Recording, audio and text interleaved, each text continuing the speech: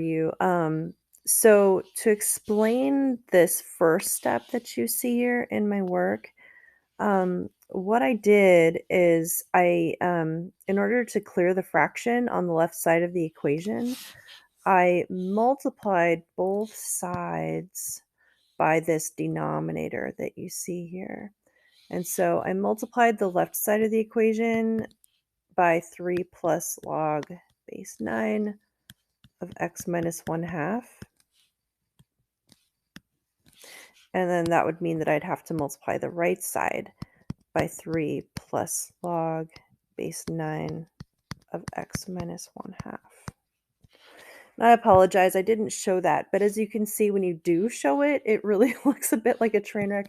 So that's why I was trying to not make my work look too messy, but it may have just left people feeling confused about what to do there. Anyway, so after that messy denominator cancels out on the left side, I'd be left with just 5.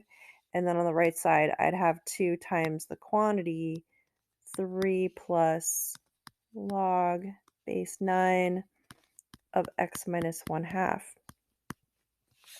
Okay, so from here, I have 2 options with the 2.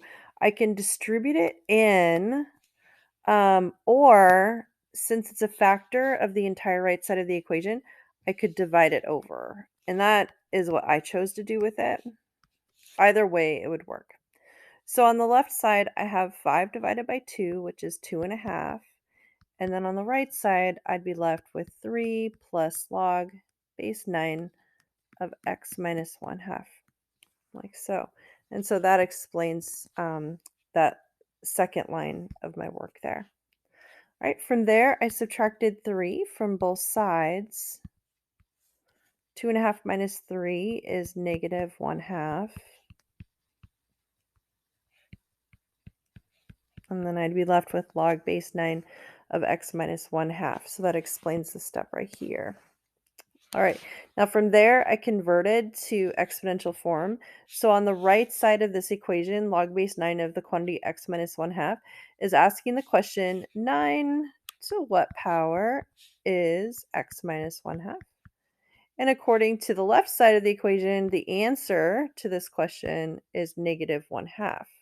So that is how, let me get my eraser to work here. There we go.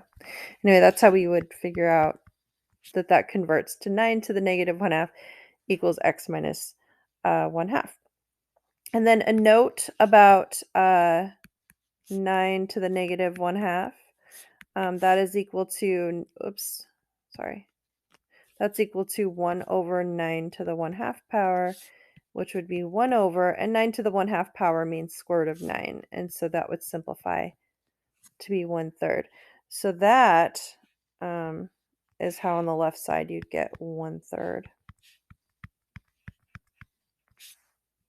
There we go. One more move and you have x by itself. It's just adding 1/2 to both sides. And so x would equal 1/3 plus 1/2. And then if I get common denominator on that, I would just do 1/3 times 2 over 2 plus 1/2 times 3 over 3. And then I'd have 2 over 6 plus 3 over 6, which would be 5 over 6. And so that would explain how I got to the final answer. So anyway, hopefully this helps. Sorry I didn't show more steps on that one. I think I was having a hard time fitting things or something. Anyway, hopefully this helps. Take care.